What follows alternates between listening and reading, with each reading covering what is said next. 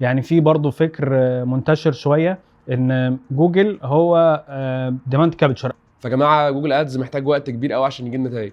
انا عندي فتره معينه حصل فيها مشكله، اقدر اعمل لها، اقول للالجوريزم اعملي يعني استبعاد او اكسكلود للفتره دي من الليرنينج بتاعك، وابداي اعملي ليرن على الوقت اللي كانت فيه الداتا بشكل سليم. تفرق في ستيرنج الالجوريزم، بتوجه الالجوريزم لمين من الاودينسز اصلا.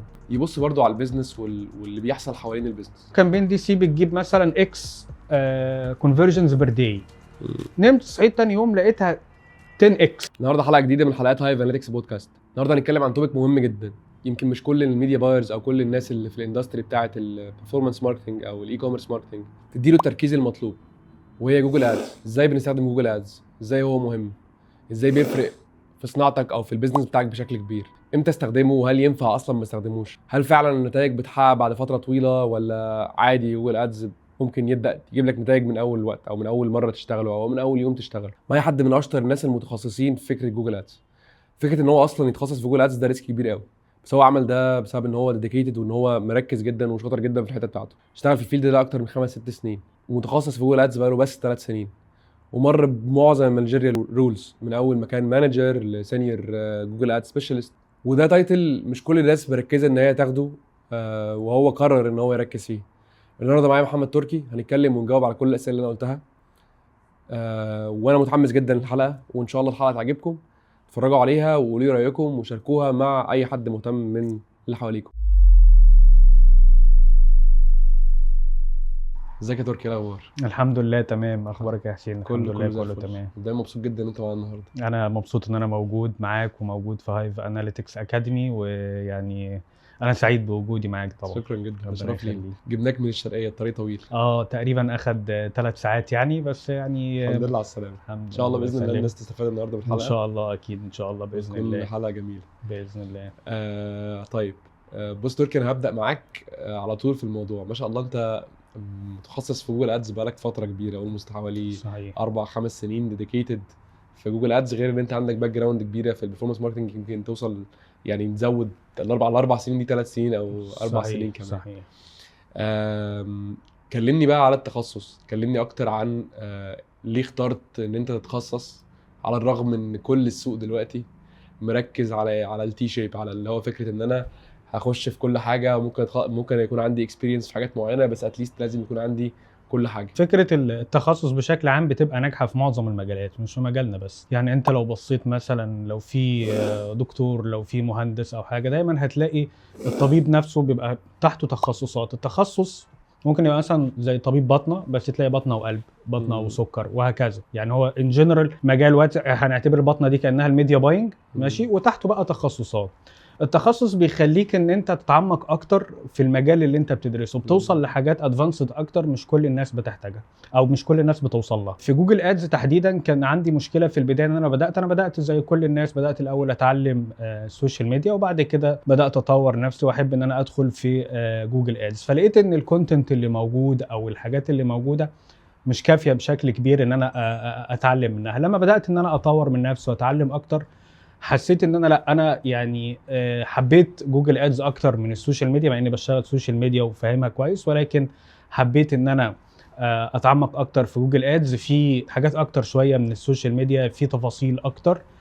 وفي نفس الوقت زي ما قلت كده ما كنتش بلاقي كونتنت كتير، فانا بدات ان انا ادور بنفسي واخد وقت كبير قوي في جوجل ادز اكتر من السوشيال ميديا. فده تاني فكره ان انا هحاول اتخصص، لان انا عايز ان انا في البدايه اتعلم بشكل اكبر، وفي نفس الوقت ان انا ابقى من الناس اللي بتعمل كونتنت اللي انا ما قدرتش اوصل له بنفسي.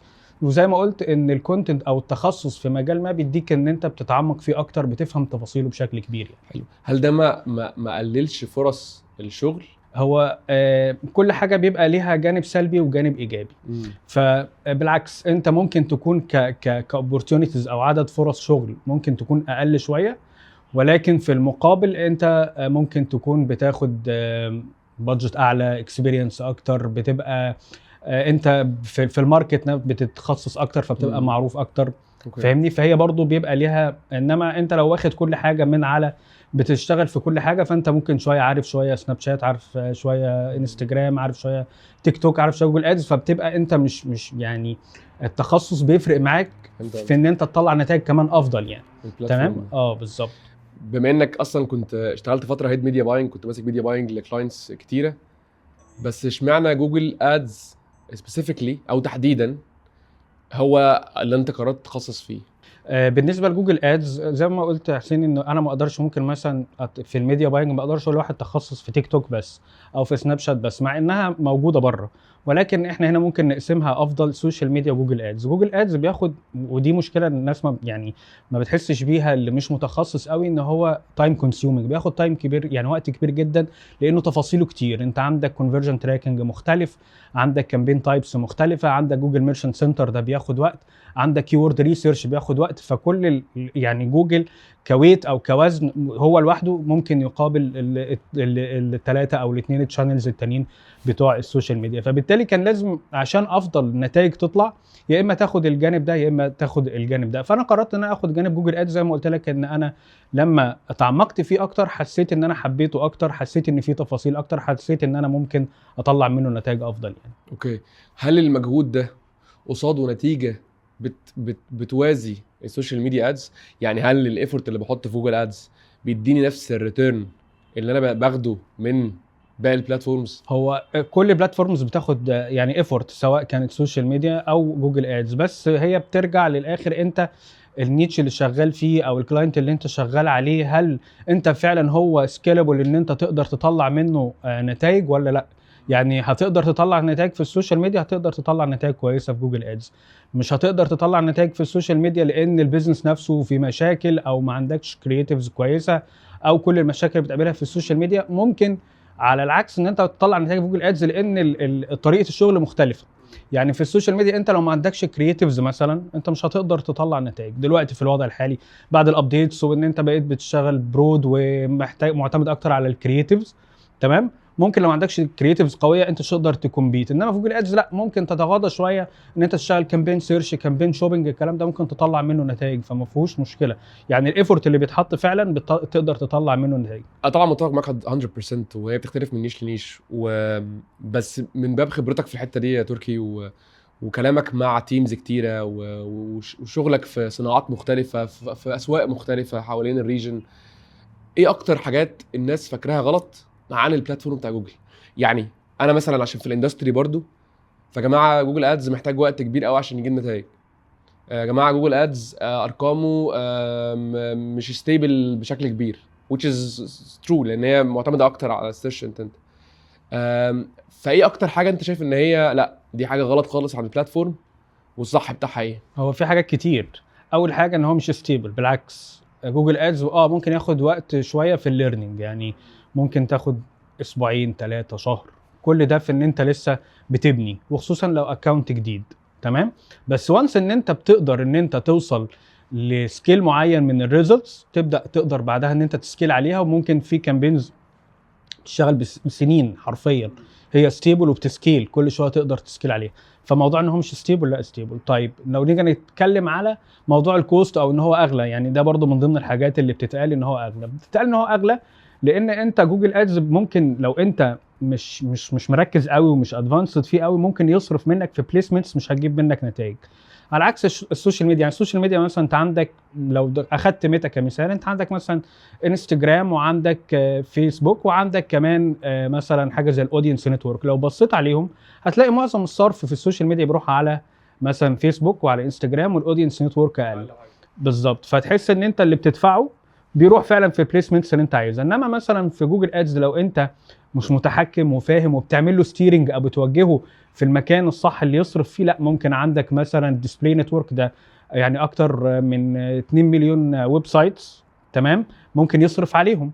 عندك ممكن انت لو بتشتغل كامبين زي بيرفورمانس ماكس يروح في بليسمنتس كتير، فتحس ان هو بيصرف كتير. لا، هو مش بيصرف كتير لو انت قدرت تتحكم في الميزانيه بتاعته، او ان انت بشغلك ان انت تبقى فاهم والله انا هحط البادجت بالطريقه الفلانيه، هستخدم بيدنج استراتيجي بالطريقه الفلانيه، فبالتالي انت تقدر تتحكم في توجه البادجت بتاعك. فبرضه من ناحيه الكوست في حاجات تانية اسمها الهيدن كوست. يعني في السوشيال ميديا مثلا لما بتيجي تشوف الكوست، هو الكوست بس مش ان انا بحط بادجت ديلي بادجت او مانثلي بادجت واشتغل عليه. في كوست تاني ممكن ما تعملوش في جوجل ادز، الا هو الكرييتيفز. يعني انت عشان تعمل فيديوز وتعمل ريلز وتعمل حاجات كوست كبيره جدا. كوست كبيره جدا. انت كميديا باير ممكن ما بتكونش بتشوفها بعينك، بس البيزنس اونر بيشوفها، هو اللي بيديك الحاجات دي. انما انت ممكن الحاجات دي مهمه، ممكن تشتغل بيها يوتيوب، ولكن لو مش موجوده تقدر تشتغل بالبدائل التانية. فده بيشيل ده، يعني هتلاقي الكوست برضو في الاخر ممكن تكون كمان جوجل لو حسبناها كده ممكن تكون اقل يعني شويه. فاحنا هنا بالنسبه لاي ميديا باير مهم جدا يدي للاثنين نفس الفوكس، عشان خاطر يقدر يجيب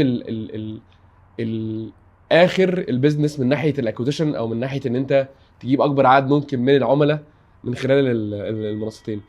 خلال السنتين اللي فاتوا حصل ابديتس كتيره جدا في جوجل ادز، وحصل برضه في ميتا، ويمكن بس ميتا اكتر من ناحيه بقى الاوتوميشن وفكره الكرييتيف بقى ليه ويت اكبر من الاوبتمايزيشن اللي بيحصل جوه.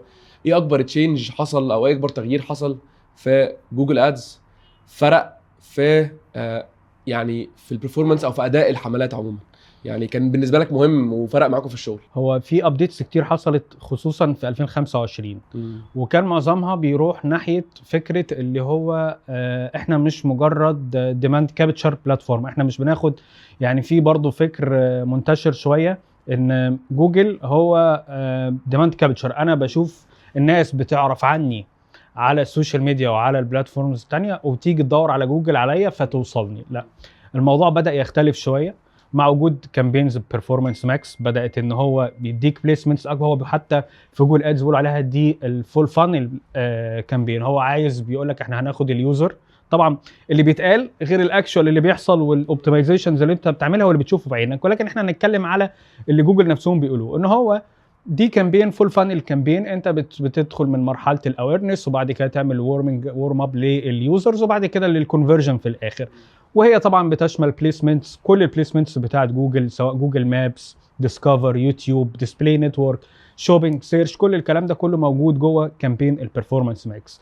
بداوا هم مع ظهور بقى الاي اي ووجود تشات جي بي تي او كده يعملوا انتجريشن اكتر للاي اي والماشين ليرنينج اكتر جوه الكامبينز. هي دي ادت قوه لجوجل ادز، ولكن في نفس الوقت دي انا بشبهها كانك انت مثلا لو عندك عربيه كده فورمولا 1، لو انت بتعرف تسوق عادي وركبت العربيه الفورمولا 1 دي وبدات تسوق بيها، هي عربيه باورفول جدا وقويه وفيها كل الامكانيات مثلا ان هي تمشي بسرعه، بس انت لو مش سواق ماهر بعد اول كيلو هتعمل يعني هتخبط بيها، هتعمل بيها مشكله. نفس الفكره، جوجل ادز زادت قوه، زادت اعتماد اكتر على الاي اي، على الماشين ليرنينج، بس انت لو مش راجل فاهم ازاي ان انت زي ما قلت تعمل ستيرنج، لا يعني ايه، هتعمل بيك مشكله وانت في نفس الوقت مش تقدر تتحكم فيها. جه كمان الابديتس اللي حصلت ان هم بداوا يعملوا بوش اكتر ناحيه الديماند جين كامبينز. حتى في شهر 11 او شهر 10 اللي فات عملوا ابديت جديد وقال لك ان طريقه الماتشنج للالجوريزم مع اليوزر اختلفت بشكل ما يعني. فده ابديت جديد، بدات ان هي تروح من ما كانت توب فانل كامبين بدات تميل شويه ان هي تبقى ميدل اوف فانل وبوتوم اوف فانل كامبين. عندك الاي اي ماكس برضو بقى بيعتمد على اللي هو ان احنا برضو هنشتغل بالاي اي، انت مش محتاج ان انت تحط لي كل الكي ووردز، لا احنا هنفهم السياق بتاع الكامبين كلها، سواء بالكي ووردز اللي انت بتحطها، سواء بالاد، سواء باللاندنج بيج، بكل حاجه خالص. واحنا بالاي اي بتاعنا هنبدا ان احنا نشوف كويريز او الحاجات اللي اليوزر بيدور بيها يعني، ونعمل لها ماتشنج للاعلان بتاعك، ونشوف الانتنت بتاع اليوزر اللي هي النيه بتاعه اليوزر هو عايز ايه، واحنا بالاي اي هنبدا نفهم انت بتكلم مين ونحاول نعمل ماتشنج ما بينكم. طبعا في حاجات تانية بتبقى ماينور شويه، ولكن الابديتس خلال السنه اللي فاتت فعلا كانت كتير جدا، ومعظمها اتجه اكتر لناحيه الاي اي مع وجود شات جي بي تي، وان هو بدا حتى يعمل يعني بدا ان هو في خلال الشهر ده يعمل لونش للاعلانات جوه شات جي بي تي. فبقى الموضوع شويه كومبيتيتيف ما بين جوجل وما بين شات جي بي تي يعني، فبقت متوجهين اكتر ناحيه الاي اي. تحفه. كل الابديتس دي فرقت في البرفورمانس، ولا في حاجات بوزيتيفلي، ولا في حاجات او ايجابا، ولا في حاجات لا يعني؟ هو في حاجات بوزيتيف، ان الالجوريزم او بقى اتحسن، ان انت كمان البيدنج استراتيجيز بقت ان هي لما بتحط التارجت معين او بتحط بادجت معين بقت بتحاول ان هي تصرفه بشكل افيشنت اكتر، ولكن زي ما قلت انت لو ما تحكمتش فيه هيروح في بليسمنتس وهيروح ياخد ليرنينج وقت طويل جدا، فممكن يعمل ان هو يضيع منك بادجت. لازم انت تكون فاهم ازاي تتعامل مع الابديتس دي يعني. فكره الفول فانل ان جوجل عايز يروح للحته بتاعت الفول فانل، حاسس ان هي صعبه شويه، خصوصا ان انت مش انتراكتيف، يعني انت بتبقى فعلا. وبعد كمان ما شات جي بي تي او الاي اي او ال امز طلعت وبقت تسهل موضوع السيرشنج ده، فخلى ناس كتير قوي تروح للاي اي بلاتفورمز ان هم يسيرشوا جوه. فبالتالي معظم اليوزرز نفسهم السيرشنج بلاتفورم اصلا البيهيفير بتاعهم كان طبيعي، الديفولت بتاعهم جوجل، بقى بيروح اكتر على بلاتفورمز زي تيك توك مثلا او حتى على الاي اي تولز. فازاي هنا جوجل ممكن يبقى بيعمل ده از فول فانل؟ ازاي جوجل النهارده هيبقى قادر ان هو يتارجت او يمشي مع اليوزر من اول ان هو بيسيرش على كيورد عايز يطلب اوردر معين لحد ما يخش مثلا جوه بعدين يعمل له تارجتنج تاني؟ ازاي هيقدر يكمبيت في حاجه زي كده من وجهه نظرك يعني مع التشالنجز اللي حصلت دي؟ تمام. هو لسه هم بداوا ياخدوا الخطوات دي قريب. وزي ما بقول لك يا حسين ان في بوش دلوقتي على الديماند جن دي بتظهر فين؟ بتظهر في يوتيوب، وفي الاندرويد في اوبشن كده او في جزء كده اسمه ديسكفر بتظهر فيه، وفي الجيميل. تمام. فدي كلها حاجات هي مش هي اوتريتش، هي بتروح لك اليوتيوب، انت بتروح مش مع انه هو يعتبر تاني اكبر سيرش انجن بعد جوجل سيرش يعني، ولكن برضو في يوتيوب انت بتقدر تستهدف ناس بناء على كرايتيريا معينه وانترست معينه. عندك كمان هم اليوتيوب موجود كيوتيوب بليسمنت لوحده او كامبينز اسمها فيديو كامبينز، فيها الاويرنس فيها الانجيجمنت، تقدر تعمل دلوقتي ان انت تجمع سبسكرايبرز، الناس تعمل لايكس على الفيديوز وتعمل فولو وهكذا. فهم دي البليسمنتس المتاحه لجوجل ان هو يشتغل عليها. لسه مش بنفس قوه الحاجات التانية اللي ممكن تعمل بيها اويرنس زي السوشيال ميديا، ولكن هم بيتجهوا في الاتجاه ده.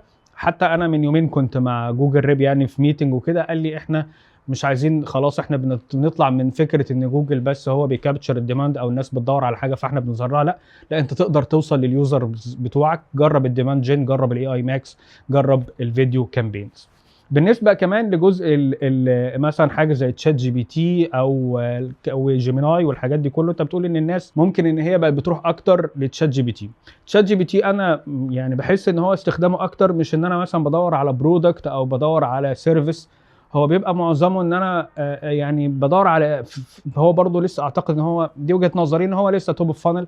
انا بدخل ادور على انفورميشن معينه، عايز معلومه، عايز اعرف حاجه مثلا، حد بيدور على حاجه عايز يعرفها من زمان، حاجه حصلت، معلومه معينه، اختصار لموضوع. ولكن مش نفس فكر جوجل. انا جوجل شوبينج لسه موجود بقوه، ان انا ادخل واعمل سيرش على برودكت، ادخل اعمل سيرش على سيرفيس معينه، عايز خدمه معينه، حد يجي يعمل لي حاجه في البيت او حد انا اعمل حاجه او كده، برضو لسه جوجل بنفس القوه.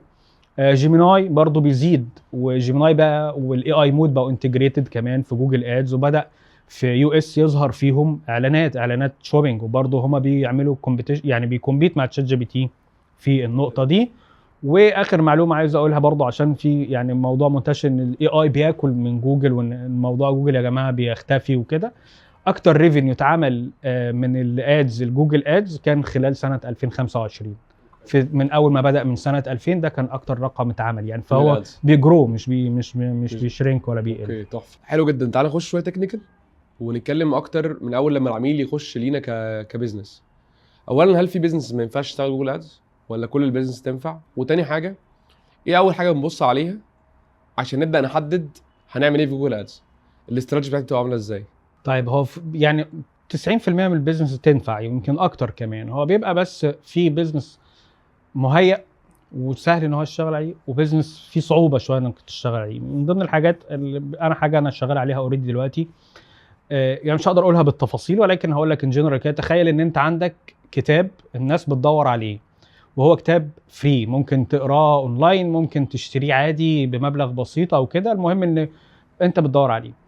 بس البيزنس ده بيقول لك انا هعمل لك الكتاب ده بحاجه معينه وهبعته مثلا لناس معينه ليهم الريكويرمنتس دي.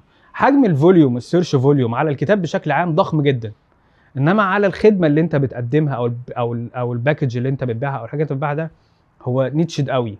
فانت هنا بتبقى محتاج ان انت تاخد بالك، لان يعني ممكن تعمل كامبين مثلا تلاقي انا دي حصلت اوريدي، اول كامبين عملتها لسه بنشوف الدنيا ماشيه ازاي. لا يعني ممكن يجي لي مثلا 10000 سيرش كويري في اليوم، بس انا اللي انا واخده منهم اوريدي اللي ريليتد بالبيزنس ده 5 10، فده هيعمل مشاكل. فانت بتحاول ان انت تشوف ازاي ان انت في الحاله دي ممكن في جوجل ادز زي ما كنا بنتكلم ان انت تشتغل اويرنس شويه بقى، تبدا تروح للناس بيوتيوب ادز بايمجز مثلا وديزاينز عن طريق بيرفورمانس ماكس او ديماند جن، ان انت تعرفهم ان لا في جزء معين انت ممكن تحتاجه بخصوص الحاجه دي. تمام.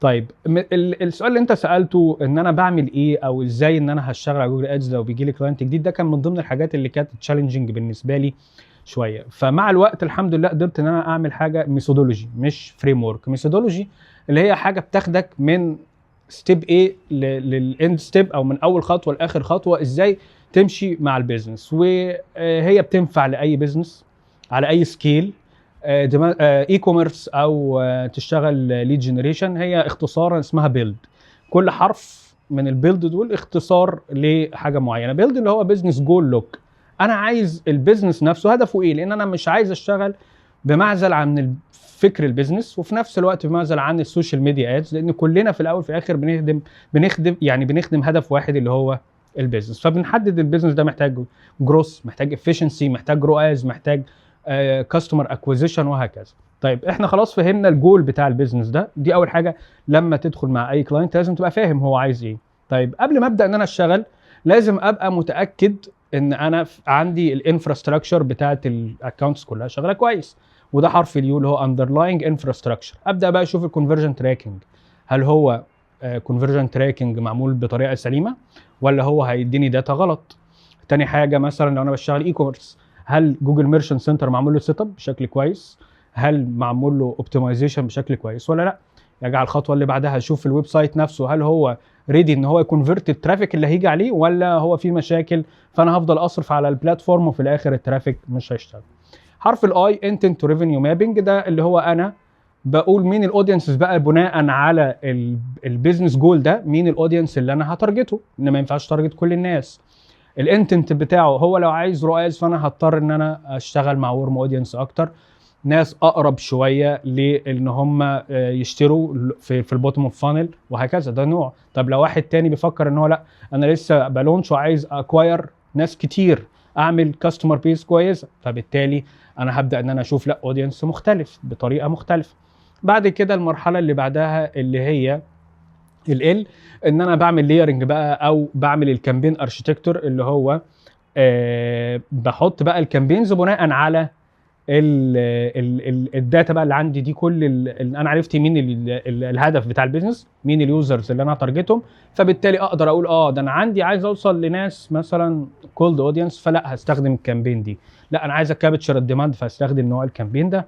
اخر حاجه بقى الداتا دريفن جروث لوب، بيبدا في المرحله دي بعد ما عملت الكامبينز ابدا ابقى فاهم والله انا هستنى عليها وقت معين ان هي تبدا ان هي تشتغل ويعني تبدا تجيب لي نتائج، وبعد كده في اخر مرحله بعمل اوبتمايزيشن مونيتورنج الاول اشوف النتائج، اوبتمايزيشن وابدا احسن، بعد ما احسن واعمل استابلايزيشن ابدا اعمل السكيلينج بقى والجروث بتاعي. وتعال نتكلم على الامبلمنتيشن بتاع حاجه زي كده. خلينا نتكلم على كيس ستاريز تركي عملناها او عملتها بشكل شخصي فرقت معاك في البيزنس ومشيت بنفس الميثودولوجي. يعني ايه الكيس ستاريز اللي انت حققتها بنفس الموديل؟ في حد انا بدات معاه خلال الفتره اللي فاتت كان عنده مشكله، هو كان البيزنس جول محطوط ومعروف، هم عايزين يعني عدد معين من الكونفرجنز بشكل معين لكل كاتيجوري، وكل كاتيجوري ليه بادجت، فخلاص احنا فهمنا ان احنا هنشتغل على الطريقه دي. كانت المشكله اللي بتواجهنا بقى على طول بعد يعني انا اول ما مسكت الاكونت ده كان مشكلته ان هو لدرجه ان عندهم مشاكل في الاكونت لدرجه ان هم وقفوا جوجل ادز خالص، فضلوا شهر احنا مش عارفين نشتغل عليه. فانا جيت بصيت خلاص فهمنا هم ايه المطلوب، بعد كده بدانا نشوف ايه المشاكل في الانفراستراكشر اللي احنا بنتكلم عليه، لقيت كونفرجن تراكنج في مشاكل والويب سايت كمان في مشاكل، فبدانا نحل مشاكل الكونفرجن تراكنج. ومن ضمن المميزات في جوجل ان انت ممكن تعمل، يعني انا عندي فتره معينه حصل فيها مشكله اقدر اعمل لها اقول للالجوريزم اعملي يعني استبعاد او اكسكلود للفتره دي من الليرنينج بتاعك، وابداي اعملي ليرن على الوقت اللي كانت فيه الداتا بشكل سليم. فهمنا الشكل بتاعنا هو يعني خلاص حلينا بعض المشاكل دي طبعا لان هي ما بتحلش في يوم وليله، ولكن حلينا الحاجات الاساسيه اللي تقدر تخليني ابدا ان انا ابدا اشتغل الكامبينز، وشغالين بقى في جزء الويب سايت وكده. فهمنا كل كاتيجوري هم عايزين في عدد كونفرجنز بشكل معين، عايزين نيو كاستمرز، فبدانا برضو في جزء التراكنج عملت تراكنج لنيو كاستمرز، لان هو ده من ضمن الحاجات اللي هم عايزينها. يعني بدات افرق بين الريتيرنينج والنيو كاستمرز عشان اقدر بعد كده اعمل اوبتمايزيشن على الناس الجديده بس. بعد كده بدانا نعمل بقى الاودينس لاير دي او المرحله الثالثه اللي هي انتنت تو ريفينيو مابينج، ان انا يا جماعه طيب هاتوا لي كاستمر ليست بتاع الكاتيجوري ده، كاستمر ليست بتاعت الكاتيجوري ده، ونبدا نديها كسيجنالز ونشتغل عليها. وبعد كده رتبنا الكامبينز، عملت ريستراكشر للكامبين، ودلوقتي شغالين طبعا في مرحله اللي هو احنا في الاوبتمايزيشن والجروس. الاكونت ده كان ماكسيمم بيوصل 200,000 ريال في الشهر، الحمد لله شهر 10 و11 و12 كنا قريبين من المليون ريال في خلال الفتره دي، بنفس السبند، بنفس اللي حصل ده بالظبط. ده كلام حلو جدا يا تركي. طيب سؤال بقى هنا، يعني هل الميثود دي بتختلف من ماركت لماركت، ولا هي اللي اقدر اطبقه في مصر اقدر اطبقه في الخليج، وفي نفس الوقت برضو هل جوه كل حرف من الحروف في تاكتكس مختلفه بتتعمل، ولا هي اكشلي اسطمبه واحده بتنفع على كل البيزنسز؟ لا، هي تنفع على كل البيزنس في اي مكان، لان هي بتديك كل الخطوات اللي انت محتاجها، انت بس بتعمل تويك او بيبقى يعني هي معموله بشكل هيراركي كده، بتمشي الخطوه الاولى دي تحتها 1 2 3 4 5 او وات ايفر عدد الخطوات اللي تحتها، او اعتبرها كانها تشيك ليست بتمشي على كل الحاجه اللي انت عايز تعملها. بتختلف طبعا، يعني مثلا لو جينا اول خطوه واحنا قلنا الهدف بتاع البيزنس ممكن يختلف. معظم البيزنس يقول لك انا عايز رؤاز، وعايز ان انا اصرف مثلا $1000 يجي لي قصادهم 5 10 وات ايفر، ده المعظم. ولكن لا، في اوقات اصلا جوه نفس البيزنس، يعني انا ممكن السنه دي انا عايز في اللحظه دي ان انا اوصل لناس جديده، او هعمل اويرنس ان انا مش سيزون مثلا، بحيث ان انا اعمل ورم اب للناس، فاجي في السيزون اخد ريفينيو. فحتى جوه تنفع في اي مكان، تقدر ان انت تعدل فيها جوه البيزنس نفسه على حسب المطلوب. كل خطوه انت تقدر تطبقها جواها تحتها خطوات صغيره تقدر تقارنها بقى، او تقدر ان انت تعدلها على حسب البيزنس اللي انت محتاجه. اوكي، فيها تاكتكس مختلفه على حسب البيزنس بالظبط، بس هي الميثود واحده، طريقه التفكير واحده. هي مش الفرق بينها ايه، ليه بنقول عليها ميثودولوجي مش فريم ورك خطوات ثابته بتتعدل. انما دي انت طريقه تفكير بتقدر ان انت تعمل لها اوبتمايزيشن على حسب ما انت شايف دلوقتي انا محتاج ده هعمله، مش محتاج ده خلاص هحتاجه في مرحله تانية ممكن اعمله. ايه اكتر حاجه شايف ان هي وانت شغال في جوجل ادز مهدور حقها او محدش بيتكلم عنها كتير من ناحيه الاوبتمايزيشن؟ يعني كلامك قلت لي ان جوجل ادز محتاج تركيز اكتر، ومحتاج مجهود اكتر وايفورت اكتر. ايه اكتر بلايند سبوت او حاجه الناس ما بتبقاش مهتميه بيها وهي شغاله وهي فعلا بتفرق في الارقام؟ اول حاجه يعني الكونفرجن تراكنج. دايما لما باجي اتكلم في اي حاجه لازم ده، لان ده كل البلاتفورمز. بس الكونفرجن تراكنج في جوجل ادز مختلف شويه. يعني ممكن مثلا في السوشيال ميديا انت بتاخد البيكسل، تحط البيكسل، ممكن هو في بعض لو انت مثلا شغال على بلاتفورم معينه هو بيجنريت الايفنتس ويبدا يشتغل عادي، انت مجرد بس بتعمل لينك للبيكسل وخلاص. لا، في جوجل ادز لا، الموضوع كبير شويه او مختلف. انت لازم تعمل اول كونفرجن اكشنز جوه جوجل ادز بنفسك، تاخدها سواء بقى هتحطها جوه البلاتفورم بشكل دايركت، او ان انت هتشتغل على GTM، ودي الطريقه اللي انا بفضلها. تشتغل على جوجل تاج مانجر، بتحط كل تاج من التاجز اللي انت بتحطه تقدر تديله يعني ايه جزء كده من الداتا لير شويه، فيديك داتا اكتر. تمام. ممكن بعد شويه بقوا مثلا حاجه زي السيرفر سايد تاجنج، ان هو انت عندك الكوكيز والاد بلوكرز والحاجات دي ما بقتش بتخلي، والبرايفسي بوليسيز كل المشاكل بتاعت البرايفسي دي ممكن تخلي ان انت ينقص من عندك من 10 20% من الداتا بتاعتك. حتى جوجل نفسهم خلال شهر 5 اللي فات برضو اقول لك السنه اللي فاتت دي كانت مليانه يعني، عملوا حاجه اسمها جوجل تاج جيت واي. ده حاجه للسيرفر سايد تاجنج، ان هو يقول لك والله احنا هناخد الداتا بتاعتك دي نعملها بروسيس بعيدا عن بقى البراوزر والاد بلوكرز والكلام ده كله، ونرجعها تاني، فنقدر ان احنا نرجع الداتا اللي حصلت دي. فالكونفرجن تراكنج اللي انا بلاحظه ان معظم اللي بيحصل فيه ان احنا بنيجي عند الكونفرجن اكشنز الاساسيه نعملها وبنقف، ما بنكملش بعد كده. من اكتر حاجات كمان اللي بلاحظها في نقطه الكونفرجن تراكنج المشاكل، ان هو بيتعمل ممكن يتعمل غلط اصلا. يعني ممكن يتعمل البيرشيس على البيج فيو، دي شفتها في اكونت، دي كارثه دي. وكتير جدا للاسف، يعني هي حاجه متكرره بشكل كبير جدا. اكونت مسكته ولقيت ان يعني الراجل عدد الكونفرجنز مش ماشي خالص مع الفاليو مع الباك اند، في حاجه غلط. فلما لقيت لا معمول ان البيرشيس مجرد البيج فيو مش ان هو يعمل حاجه تاني. طبعا دي كانت مشكله كبيره يعني، والحمد لله قدرنا ان احنا نحلها. الحاجه التانية برضو اللي بحس ان فيها مشاكل، يعني في حاجات كتير بصراحه، لان انا زي ما بقول لك ان جوجل ادز من المنصات اللي ايه يعني مش واخده حقها قوي في الكونتنت وفي الشغل عليها يعني. فلا هي فيها حاجات كتير قوي تتعمل، وعشان كده التخصص فيها بيفرق، انها تاخد تايم كونسيومينج وبتاخد وقت كبير جدا. جوجل ميرشنت سنتر بيتعمل سيت اب، ده لو اتعمل يعني تعمل السيت اب ويتساب، لا ده في الاي كوميرس، ده روح الاي كوميرس. لازم كل شويه تعمل فيه اوبتمايزيشنز، يتحط فيه اتريبيوتس اللي هي معلومات اضافيه بتضاف، بحيث ان هي تقول لجوجل والله البرودكت ده موجه للفئه دي، او ان هو معمول بالشكل الفلاني، او في الماتيريال، او في حاجات كتير جدا اقدر اعملها. فاللي بيحصل مشكله الكبيره بتواجهني وواجهتني بشكل كبير جدا، ان هو يتعمل سيت اب وبعد كده نبدا خلاص ما بنبصش عليه تاني. طيب في برودكتس ديس ابروفد ما حدش بياخد باله منها، تفضل انت شغال وانت عندك اصلا ممكن البيست سيلر بتاعك صوره حصل فيها حاجه ديس ابروفد مثلا في كوميرشال سنتر. محتاج ان انت تعمل اوبتمايزيشن على التايتل، على الديسكريبشن، تحط اتريبيوت سيكشن معين، تعمل تيستنج للصور وهكذا. كل الحاجات دي برضو بحس ان هي يعني فيها تقصير شويه من ناحيه الشغل عليها يعني. وبرضه نقطه الاتريبيوشن ويندو، يعني فكره ان انت ممكن احيانا يحصل مشكله في الاتريبيوشن، وان هي تسمع ان هي الارقام ما كنتش مسمعه مثلا لجوجل او مسمعه لبلاتفورم تاني، او مثلا لو انت حاطط كونفرجن ويندو معينه ممكن تاثر برضه على الارقام. هي دي مشكله عامه كل البلاتفورمز بالظبط، لان هو ده كل بلاتفورم هي عايزه تاتريبيوت الكونفرجن دي لنفسها بالظبط. فبيبقى الحل انت تستخدم يعني ده في بعض الحالات اللي هو ثيرد بارتي تول، حاجه تول تستخدمها تقول لك والله الفيرست تاتش جاي من هنا، الكونفرجن حصل من هنا وهكذا يعني. بس ان انت عشان تقدر تتحكم فيها بنسبه 100% بتبقى صعب ترجع. في تولز استخدمتها فرقت معاك شويه؟ والله هي في تولز يعني، في حاجات زي تريبل ويل، في حاجات زي دي بتبقى مشكلتها ان مش كل العملاء بتقدر ان هي تافورد يعني، لا تافورد الكوست بتاعتها يعني. جربنا تريبل ويل فتره، بس فعلا مش بالاكيوريسي اللي احنا كنا متخيلينها خالص، برضو كان في جاب كده ما بين اللي بيحصل والحقيقه. هي صعب شويه ان انت يعني تشتغل على ان انت بتقدر تفصلها 100%، استحاله. لان حتى انت هقول لك، هناخد مثال، انا دلوقتي يوزر بغض النظر عن اللي هي الكونفرجن هتاتريبيوت فين، بس في فكره هو اليوزر ده مين اللي جابه اصلا من الاول. اني تشانل يعني انا دلوقتي شفت اعلان على فيسبوك ودخلت على الويب سايت بس ما اشتريتش، وبعد 3-4 ايام جيت دخلت على اليوتيوب شفت اعلان تاني، ده حاجه وده حاجه، وبعدين اخر حاجه دخلت عملت سيرش على جوجل مثلا واشتريت. تمام.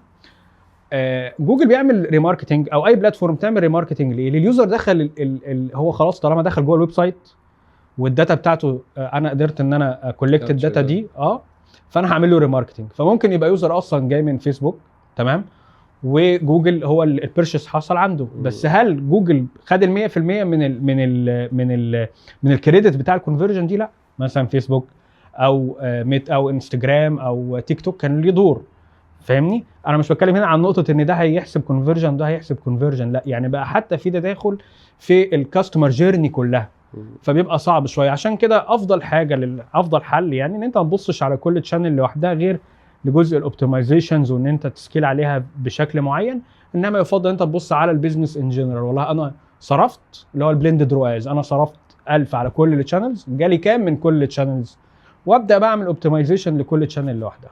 لو النهارده انا عايز يعني بما انك ما شاء الله بقالك فتره مركز بس في جوجل ادز وانا شخص بتعلم، شايف ايه اكتر حاجه محتاج ان انا اخلي بالي منها لو انا داخل المجال ده جديد، لو انا مركز او ابدا اركز بقى في جوجل ادز؟ ايه الريفرنسز او ايه المصادر اللي انا ممكن اقرا منها بحيث ان انا اطور نفسي بسرعه يعني؟ في مصادر موجوده فري سواء بلوج بوست او على يوتيوب او كده، ولكن افضل مصدر تقرا منه لو هتقرا يعني الدوكيومنتيشن بتاع جوجل ادز نفسها، بنرجع لها في حاجات كتير جدا. وهم ما فيش حاجه، مش انا ما بتكلمش هنا على استراتيجيز، انا بتكلم هنا على الحاجات اللي انت عايز تعرفها، البيزكس او الفاندمنتالز، الحاجات اللي تقدر تبني عليها، افهم دي بتعمل ايه ودي بتعمل ايه.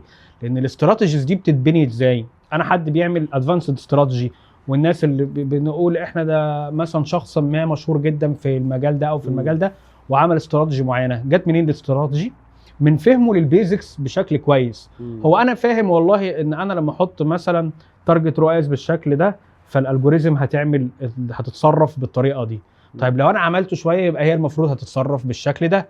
فبناء على فهمي اصلا للبيزكس والفاندمنتالز دي بشكل كويس هبدا ان انا اطور من نفسي بعد كده. مش هحتاج ان حد يقول لي حاجه، ممكن اخد افكار، ولكن انا بما ان انا فاهم البيزكس صح هقدر اقول والله طب اعمل تيست للفكره دي، اعمل اكسبيرمنت الجزء ده واجرب واشوف. فدايما ان هو اي حد لسه بيبدا يبص الاول على البيزكس ويفهمها بشكل قوي جدا.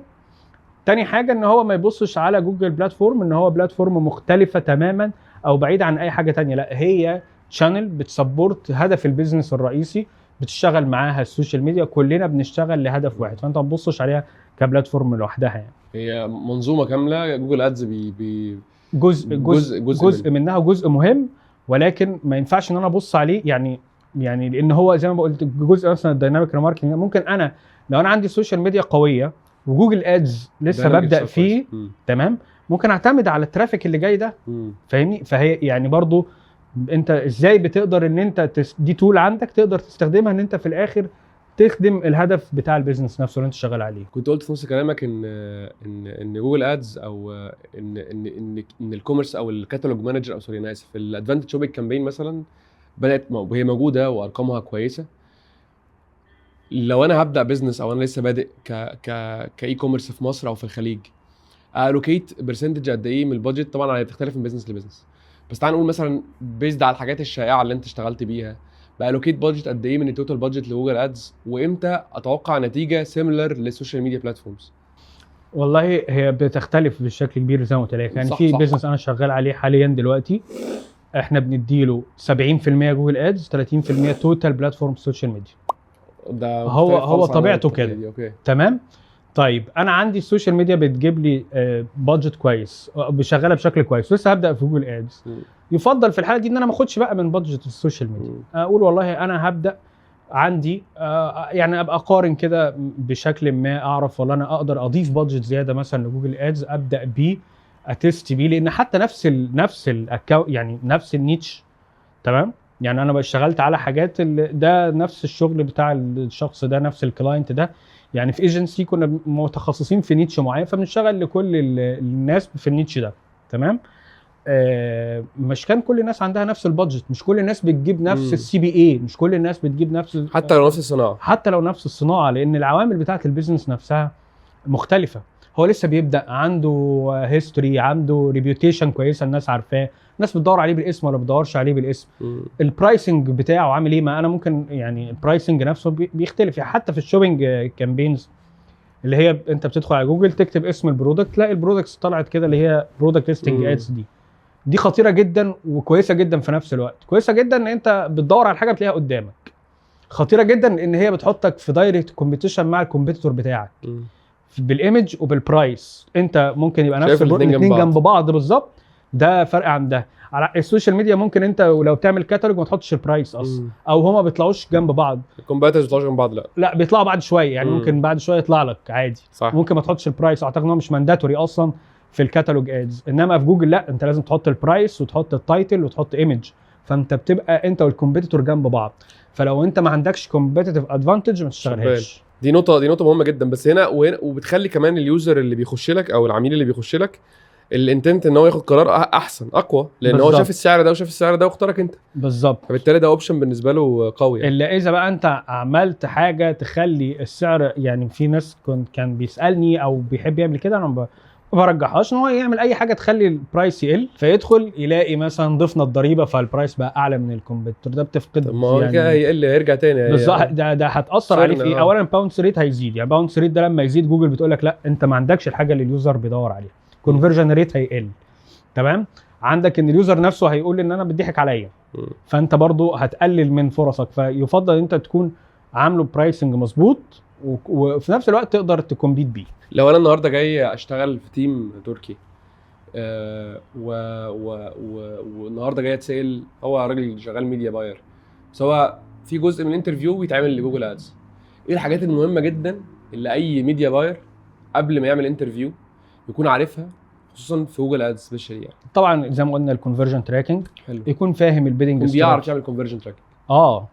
بكل طرقه، لان احنا يعني كونفرجن تراكنج ممكن تعمل مثلا بيرشيس كونفرجن تراكنج مينيمم كده 3 طرق. لو انا مثلا شغال على في السعوديه مثلا شغال على حاجه زي سله او زد، فالكلام ده كله بتعمل دايركت انتجريشن، واعمل معاه جي تي ام واعمل معاه جي اي 4 اوكي عادي جدا، بس بيبقى واحد برايمري والباقي سكندري. تمام، فيبقى هو فاهم ان انا اقدر اعمل كونفرجن تراكنج بشكل كويس.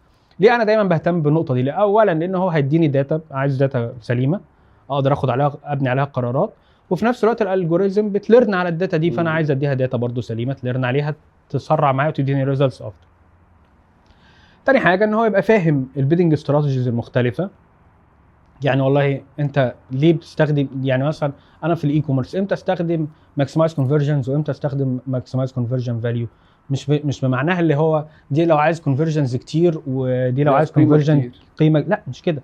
هي ليها حاجات معينه المفروض ان انت تبقى كراجل هتشتغل فاهمها. تمام. انواع الكامبينز طبعا، امتى ايه الكامبينز المهمه للاي كوميرس وايه الكامبينز المهمه للليد جنريشن. يعني في الاي كوميرس الكامبينز المهمه بتعتمد اكتر على الحاجات اللي فيها شوبينج، في الليد جنريشن بنعتمد اكتر على الحاجات اللي فيها سيرش مثلا، او السيرش كامبينز تبقى هي الاساس بالنسبه لي. يعني دي الحاجات بقى البيزكس الثانيه. جوجل ميرشنت سنتر مهم ولا لا؟ بتعمل فيه ايه الحاجات اللي ممكن تعملها فيه وتوبتمايز عليه وهكذا. كنت بنتكلم على البيدنج استراتيجيز، هل البيدنج استراتيجيز ممكن تفرق في الكامبين بيرفورمانس؟ طبعا ده هي يعني ليها عامل كبير جدا. اوكي. انت لو بتحط تارجت سي بي اي عالي غير لما تحط تارجت، يعني مثلا انا عندي بادجت النهارده 1000 جنيه $1000 سي، يعني حطيت تارجت سي بي اي $100 البيهيفير بتاع الالجوريزم هيختلف عن لو حطيت تارجت سي بي اي 200 او 50 او 120 او 80.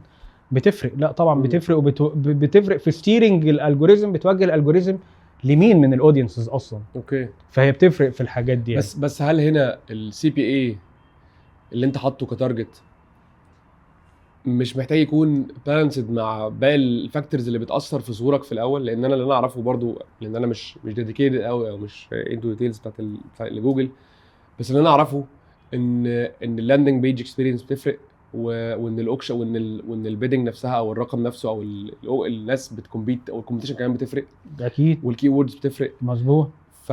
فهل مع كل دول ممكن البيدنج يكون ليه عامل اكبر من كل ده عشان تظهر اكتر او عشان تاخد هو الاوكشن بشكل عام في جوجل ادز في 6 عوامل بيشتغل عليهم. اوكي تمام. من ضمنهم البيدنج، من ضمنهم الكواليتي سكور. الكواليتي سكور ده مش للسيرش ادز بس، لكل انواع الكامبينز، وبيكون من اللاندنج بيج اكسبيرينس، الاكسبكتد سي تي ار، والماكس سي بي سي اللي انت بتحطه، والاد ريليفنس. يعني لا هو مش الماكس سي بي سي، الاد ريليفنس سوري. فانت عندك 3 عوامل بيأثروا على الكواليتي سكور دول. قلنا اللاندنج بيج اكسبيرينس، الاكسبكتد سي تي ار، والاد ريليفنس. انت الاعلان اللي انت حاطه ده بيريليت للناس اللي السيرش كويري الناس بتعمله؟ لا. لما هو يعني اعتبرها ان هو خطوه بتاخد خطوه. لان انا لقيت الاعلان ريليتد باللي انا بدور عليه، يبقى انا كده عديت المرحله دي. تاني حاجه هدخل بقى على الاكسبكتد سي تي ار. هل انا بظهر، او لو احنا 3 كومبيتيتورز هاخد قد ايه؟ يعني طبعا دي بترجع للكوبي بتاعت الاعلان، وازاي ان انت بتزود السي تي ار بتاعك بتكتيك معين. فهل هو اليوزر هيعمل كليك على الاعلان بتاعك انت بنسبه اكبر ولا الكومبيتيتور؟ طيب هو خلاص كده خدنا اول مرحله، الاعلان مناسب شدني، عملت عليه كليك، رحت فين؟ على اللاندنج بيج. هل اللاندنج بيج دي عامله حاجه تاني مختلفه عن اللي انا عايزه اصلا، ولا هي فعلا بتديني يوزر اكسبيرينس كويسه؟ ان في الاول في الاخر اي بلاتفورم عايزه ايه؟ عايزه اليوزر ياخد اكسبيرينس كويسه عشان يفضل موجود عليها. لما اليوزر يبقى يفضل موجود عليها، انا كميديا باير او انا كبزنس عايز اوصل لليوزر ده، فهعمل اعلان عليه. فعشان كده دايما تلاقي كل بلاتفورمز دلوقتي بتتوجه ان هي لا حط لي كرييتيف بشكل كويس، حط لي كونتنت بشكل كويس وانا هديك ريتش اكتر. اللينك اكسبيرينس نفسه بتاعت اليوزر جوه هي عايزه لان الكومبيتيشن انا كل بلاتفورم هي عايزه اليوزر عندها هي اطول وقت ممكن. فانا لو ادخل على بلاتفورم ما بلاقيش اللي انا محتاجه او ما بلاقيش الحاجات، عشان كده دايما مثلا في السوشيال ميديا تدخل على اعلان، بلاش اعلان اي حاجه. لدرجه ان انا لاحظت حاجه غريبه، ان انت لو فتحت فيديو مثلا في فويس اوفر معين او موسيقى معينه، بيجيب لك نفس الفيديوز اللي فيها نفس الموسيقى دي. فهو عايز اقرب حاجه انت مهتم بيها دايما يظهرها لك عشان تفضل معاه اطول وقت. صح. نفس الفكره في اللاندنج بيج، انت عايز اشتري حاجه، فبالتالي اللاندنج بيج لازم تخليني اشتري. اقضي عليها وقت طويل، تجاوب على اسئلتي، تكون البيرشيس بشكل سهل. فبالتالي طبعا كل العوامل دي مع البيدنج مع السيرش كويريز بتاثر طبعا في النتائج. من كلامك يا تركي حسيت ان او حاسس يعني ان زي ما الميديا باير المختص بجوجل بيبص على الداشبورد وبيوبتمايز، مهم جدا جدا يبص برضو على البيزنس واللي بيحصل حوالين البيزنس، بالظبط. مش بس داشبورد. ده الجزء اللي انت في الاول يا حسين قلته ان هو التي شيبد ماركتر. هو مش معنى ان انا او الشخص سبيشالايزد في جوجل ادز ان هو ما يبصش غير عليه بس. لا، احنا لو يعني هنخليها مثلا هي مش جوجل ادز بس، اي بلاتفورم 50% سي، يعني ده رقم كده من تجارب، يعني 50% جوه البلاتفورم و50% على الويب سايت. انا دلوقتي بصرف $1 مليون شهريا على جوجل ادز، وبعمل ترافيك رهيب جدا وكواليفايد وكل حاجه. بروح على ويب سايت مش عارف اشتري، مش لاقي الداتا اللي انا عايزها. مفيش اي تاكتكس بتاعه السي ار او مخلياني ان انا يعني اشتري منك انت، اشتريش من غيرك. الداتا اللي انت حاططها، الديسكريبشن بتاع البرودكت مش واضح، التايتل وحش، الصور مش هشتري. يعني هي الموضوع مش مجرد كده يعني ان انا بس، لا، انا بودي ترافيك عشان يكون فير. طيب انت لو مش فاهم الجزئيه دي، مش لازم تكون متخصص فيها برضه، بس عندك الاساسيات بتاعتها، هتفتكر دايما المشكله عندك انت، مع انها ممكن ما تكونش في جوجل ادز. انا دايما بعمل ايه لما باجي اعمل، حصل عندي النهارده دروب مثلا في النتائج، كانت ماشيه كويس، ارجع ابص على الويب سايت ده اول حاجه، ما اعملش اي تغيير في البلاتفورم اللي انا شغال عليها، جوجل او غيره. ارجع ابص على الويب سايت، حصل اي تغيير، اسال، حصل مشكله، ممكن السيرفر يكون حصل فيه حاجه اصلا لوقت معين ورجع، ممكن يكون حصل ان في سعر اتغير، وده بيبقى ممكن ساعات بالايجاب وساعات بالسلب. انا كنت والله حصل معايا موقف افتكره جدا، ان انا كنت شغال كامبين، وكامبين دي سي بتجيب مثلا اكس كونفرجنز بير داي. نمت صحيت تاني يوم لقيتها 10 اكس مره واحده. يعني فقلت ايه ده الالجوريزم بقى، فاهم؟ طب ما كنت تنام تاني واصحى تاني، ممكن تصحى تلاقي طب استنى انام تاني واصحى. ان البيزنس اونر او المسؤول عن الويب سايت عمل اوفر. طب ما هو الترافيك كده كان كواليفايد اصلا، بس الاوفر اللي كان قبل كده ما كانش مخلي كل الناس فلما عدله، بس مجرد ان هو عمل تعديل فيه، وده اللي ايه بيتقال لك عليه irresistible اوفر. خلي اليوزر يدخل عندك، انت بتنقله وتدخله على الويب سايت. خليه بقى لما يدخل على الويب سايت ما يخرجش تاني لو هو شاري او واخد اكشن انت عايزه تعرف تجيبه تاني على الاقل. يعني على الاقل عمل اد تو كارت، عمل اد تو ويش ليست، عمل تشيك اوت، يعني يخليه ياخد اكشن كده، قعد شويه دخل من البرودكت ده على البرودكت ده، فاهمني؟ فاهم قصدك. يعني خلي الاكسبيرينس بتاعته سلسه شويه. ولو نرجع لجزء التي شيب ماركتر، فانت لو مش فاهم الجزئيات دي دايما هترجع تقول لا انا عندي مشكله في الاكونت في جوجل، طب اعمل اوبتمايزيشن ده. طب انت الدنيا ماشيه عندك كويس، المشكله مش عندك، فانت ممكن تبوظها اصلا بالتويتس دي او بالاوبتمايزيشنز دي، وهي ملهاش داعي. لا، بص الاول بره. يعني هل الاكشنز اللي بياخدها الكومباتر ممكن تاثر على الكامبين بيرفورمانس بتاعتك دايركتلي؟ الكومبيتيتور وده احنا عندنا حتى ريبورت في جوجل ادز بوريك اللي هو اسمه اوكشن انسايتس، بيقول لك مين الكومبيتيتورز بتوعك الدايركت. يعني ممكن انا حتى اعرف منه، مش بس الكومبيتيتورز. انا دلوقتي بشتغل في نيتش معين، ودخلت على الاوكشن انسايتس لقيت كل الناس اللي معايا في الاوكشن ناس مش في نفس النيتش، يبقى انا رايح غلط. ممكن اكون انا ماشي في سكه ثانيه خالص اصلا ده من الاول. طب لقيت نفس الناس اللي معايا، اقدر بقى اطلع ريبورت وجنريت ريبورت كده. في ساعات بنلاحظ ان انا لما يكون مثلا كومبيتيتور اقوى مني ويعمل انكريز السبند بتاعه، انا البرفورمانس بتاعي بيقل. تلاحظها، تلاقي في باترن بقى. يعني انت برضو اللي شغال وهو بيراجع او بيعمل يقرا الداتا ياخد باله من الباترن. انا ده الكومبيتيتور ده زود النهارده فالسيرش امبريشن شير زاد بتاعه، حسيت ان في صرف زياده، لا ده انا اخد مني وهكذا. فممكن ياثر يعني. فلازم اتراكت ولازم احطها قصاد عيني. تمام. ودي من ضمن المميزات برضو اللي موجوده في جوجل، ان هو عندك اصلا المقدره ان انت تشوف الكومبيتيتور بتوعك سواء في الاوكشن انسايتس او في جوجل ميرشنت سنتر، بيجيب لك الكومبيتيتور بيرفورمانس بالبرودكتس بالبرايسنج بكل حاجه. كان يعني شايف ان اكتر حاجه بتعلم الواحد هي الغلطات، هي الميستيكس اللي تاخدها. لا والله لو كنت عملت كده كانت تبقى احسن. ايه اكتر غلطات شائعه بتشوفها الميديا بايرز بيشتغلوا بيها على جوجل ادز بعيدا عن موضوع الكونفرجن والسيت اب؟ يعني مثلا حاجه فيها علاقه بالاوبتمايزيشن او بتحسين الكامبينز بيعملوها. يعني انا مثلا هقول لك على حاجه، انا احيانا مثلا ما كانش انا مش شخص تكنيكال ديب تكنيكال معايا تيم، بس انا كان ليا حاجات اكسبيرينس كويس بسيطه يعني. وانا اول ما بدات او مؤخرا كمان وانا بتست بزنسز كده لوحدي. تمام. فكنت بتلاشى خالص فكره الاي اي ريكومنديشن او جوجل ريكومنديشن بتاعه البلاتفورم نفسه. صحيح، دي حاجه كويسه جدا. ولما جربتها فرقت معايا جدا. فايه بقى نوع الغلطات اللي انت بتشوف الناس بتقع فيها بسبب مثلا ان هم مش مقتنعين، بس هي فعلا بتفرق جدا في الارقام؟ هو جزء الريكومنديشنز فيه، ما اعرفش هو ده اللي قصدك عليه ولا لا، بس في كده ايه جوجل ريكومنديشنز بتحطها لك في الاول. هي دي اول حاجه انا بعملها اول ما امسك اكونت، لازم اعملها تيرن اوف، لان هو مش طول. مجرد لان هو مش مجرد ان هو بيعمل لها ريكومنديشنز بس، ده بيابلاي الريكومنديشنز دي. اوكي. يعني انا في حد كان بيتكلم معايا قريب ان هو قاعد يعمل ابلاي ريكومنديشنز لحد ما كان هو حاطط بادجت على الكامبين 4000، هو كان ماركت مصري جنيه في اليوم او 7000، مش فاكر الرينج والله بالظبط، بس انا فاكره ان هي وصلت 200 حاجه و80 200 حاجه و50 الف. اوف. وسكرين شوت بعتها لي يعني. طبعا. كل ده من ايه؟ تيجي بقى تبص على التشينج هيستوري تلاقي ايه؟ اوتو ابلاي ريكومنديشن ابلايد، اوتو ابلاي ريكومنديشن ابلايد. فهو مش مجرد ان هو بيديك ريكومنديشنز وانت تعملها او لا، ممكن تبص عليها وتشوفها بس ما تخليهاش ان هي اوتوميتد. اوتو ابلاي. دي اول حاجه ان انت كم في المية منها بيبقى صح؟ معظمها هتلاقي معظمها بيوجهك اكتر ناحيه السبند الاعلى. بالظبط. اوكي.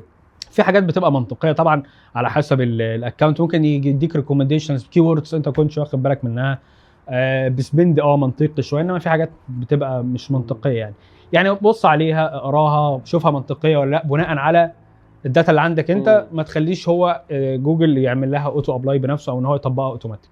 اوكي. ده الجزء الثاني ان احنا في الاكونت ستراكشر بشكل عام ان مثلا اوفر ريلاينس على البرفورمانس ماكس كامبين بفول سيت اب، وما بنقدرش نبص عليها يعني يعمل سيت اب كده. انا اول ما امسك الاكونت هعمل كامبين برفورمانس ماكس، احط فيها كل البرودكتس، هشغلها واحط عليها كل البادجت ويلا بينا. طبعا ده مشكله كبيره جدا ومش صح للاكونت ستراكشر، حتى لو في البدايه او حتى بعدين. لازم كل سيتويشن بيتقال والله انا في الحته دي محتاج اعملها، لان كامبين بيرفورمانس ماكس ليها اكتر من طريقه انت تعملها سيت اب اصلا، من 3 أو 4 طرق. نفس الكامبين بس ممكن استخدم حاجه هنا استخدم حاجه هنا وهكذا. يعني ممكن احط كل الاسيتس اللي عندي، احط اسيتس معينه، احط صور بس ما احطش فيديوز، احط فيديوز واحط صورتين صغيرين، احط جوجل برودكتس ما احطش البرودكتس، اربط ميرشنت سنتر ما اربطوش مع الكامبين وهكذا. فده من ضمن الحاجات برضو اللي بلاحظها كتير. قل الديبندنس شويه على السيرش كامبينز، بقى كله معظمه على البرفورمانس ماكس، بس هي جزء برفورمانس ماكس جزء من الايكو سيستم كله. استخدم معاها شوبينج ادز واستخدم معاها سيرش ادز، كلهم بقى في السيتويشن بتاعي. في حاجه في دماغي وعايز اعمل لها فاليديشن. اتفضل. فاكر انت البلوج كونتنت؟ هل البلوج كونتنت بيجيب لك داتا كواليفايد يعني؟ ومش عارف تجربتها ولا لا، بس انا دايما في بعض البيزنسز كده، وخصوصا البيزنسز اللي هي معتمده على حاجه قرار صعب الشراء شويه، يعني مثلا زي السيجمنت بتاع الامهات.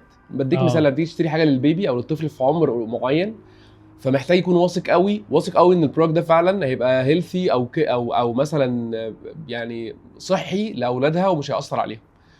فهل هنا لو انا دخلت الترافيك على بلوج كونتنت يقروا وياخدوا ثقه في البيزنس واللي بيتكلم وبعدين بدات اعمل لهم ريتارجتنج تاني ثرو جوجل، هل الداتا دي بيكون كواليفايد ان انا ابدا اشتغل عليها واتحرك عليها، ولا انت ما جربتش الاستراتيجي دي هم كامسو تاكتكس يعني؟ لا، هي يعني مش منتشره بشكل كبير، لان معظم الناس بتبقى عايزه تدخل دايركت على فهي ممكن يتاخد لها شويه يعني بادجت بجزء معين 10% مثلا 5% على حسب برضه حجم البادجت يعني وعلى حسب الاندستري برضه. بالظبط طبعا مش كل الاندستري قرار يعني اسرع في الشراء، فمش محتاج تعمل ده. انت اصلا في حاجات انت داخل تشتريها دايركت. صح. ليه بقى؟ لان انت اوير بالبرودكت او اوير اللي هو هنقول عليه سوليوشن اوير. حلو. شخص سوليوشن اوير هو عارف مشكلته وعارف حلها فبيدور على الحل. اوكي. انما ممكن في الفكره انت تتكلم فيها دي يبقى حد لسه بيدور على حل لمشكلته في مرحله الكونسيدريشن مثلا، هو بيكونسيدر الحلول المتاحه اللي قدامه عشان يقرر. اكتر من برودكت اللي هيكتب كونتنت كويس بيدي فعلا اليوزر اللي بيعالج البين بوينتس اللي عند اليوزر، هيدخل انت بقى هتدخل من البلوج ده ترافيك على البرودكت بتاعك. فانت ممكن تقدر تعمل ريتارجتنج، بس مش اي ريتارجتنج. صح. ممكن تعمل بقى تراكنج في الحاله دي لناس بتقعد وقت معين، ناس بتعمل سكرول برسنتج معينه، لجزء معين، انت لما بتقول ان الناس عدت الجزء ده فهي خلاص بقت كواليفايد بالنسبه لي جدا. ان انا اعمل لهم ريتارجتنج. محمد احنا ان شاء الله باذن الله في هايف اكاديمي بنلانش ني كورس جوجل ادز. شايف الكورس ده ليه مهم ومهم لمين؟ يعني مين اللي ياخده؟ تمام، هو مهم لمين؟ مهم لاي حد بدا فعلا اوريدي ان هو يشتغل جوجل ادز، وبدا ان هو يصرف شويه ويفهم الكامبينز وعنده يعني بعض البيزكس وبعدها بشويه كمان، وعايز بقى يدخل من مرحله ان احنا بنوصلها ايه، اي حد بيتعلم بيوصل لمرحله اسمها بلاتو.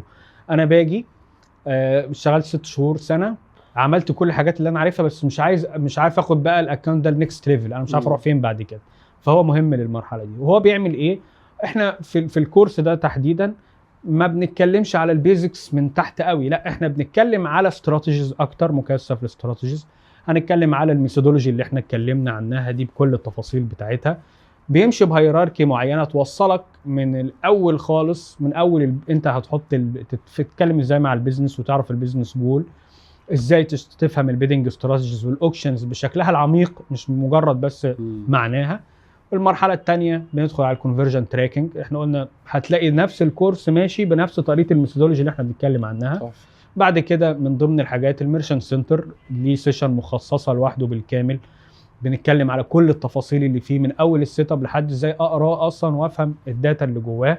وبعد كده الادفانسد سيت اب للبي ماكس بطريقتها، ازاي الالجوريزم بتاعتها بتشتغل، ايه السيجنالز اللي اضيفها ازاي، ايه البيست براكتسز. وسيشن منفصله للسيرش بكل تفاصيلها، سيشن منفصله للديماند جين واليوتيوب بتفاصيله. وبعد كده بناخد سيشن مخصصه بالكامل بقى بنطبق بيه كل ده على الاي كوميرس، ازاي انا كل اللي انا فهمته ده اشتغل بيه على الاي كوميرس وسكيل البيزنس بتاعي من هو بيبدا يبيع بارقام قليله ان هو يبدا يبيع بملايين. وبعد كده بعد المرحله دي ابدا ادخل بقى في اخر سيشن اللي هي الاوبتمايزيشن، وازاي اقرا الداتا وازاي اعمل اوبتمايز هنا سواء بناء على الداتا اللي انا بقراها قدامي. فهو يفضل ان حد يكون فعلا يعني عنده اكسبيرينس شويه في جوجل ادز وهيستفيد منه ان شاء الله بشكل كبير. هل الكورس ده الاي كوميرس بزنس اونرز بس والميديا بايرز، ولا ممكن حد من بره الاي كوميرس يقدر يخش في حاجه زي كده؟ هو يعني مثلا هو كل الحاجات مشتركه بين في حاجات كتير تقدر تعملها على الليد جنريشن برضو، يعني أوكي. اي سيرفيس اي حاجه، ازاي تقدر تعمل تراكنج، يعني في جزء التراكنج ازاي تقدر تعمل الاوفلاين ليدز، لان احنا في الليد جنريشن في مشكله ان الناس بتعمل تكولكت الليدز وبتقف هنا. بيجي بعد كده انا خدت الليد وديته للسيلز، السيلز فلتره بقى كواليفايد، عدى بقى كونفرتد. بنيجي على الكواليفايد والكونفرتد دول ما بنهتمش بيهم، ما بنشوفهمش. فاحنا بنشرح ازاي اخد الداتا دي واعملها ابلود لجوجل. السيشن بتاعه السيرش، ما احنا قلنا ان السيرش يعني في الليد جنريشن عندنا 70% 80% من الاكونت ستراكشر ممكن يكون سيرش كامبين، فلازم ابقى فاهمها برضه. فهو لا يعني مش اي كوميرس بس. تركي والله الكلام معاك ما بيخلص. ربنا يخليك، انبسطت جدا جدا جدا بوجودي معاك والله. واتمنى اكون ما تقلش عليك. لا ابدا، ده انا مبسوط، ويعني ان شاء الله نتقابل تاني اكيد باذن الله على خير. شكرا جدا ليك يا تركي، ان شاء الله، وان شاء الله شرفتنا، وان شاء الله شغل كتير مع بعض الفتره الجايه. ربنا يخليك، شكرا جدا ليك.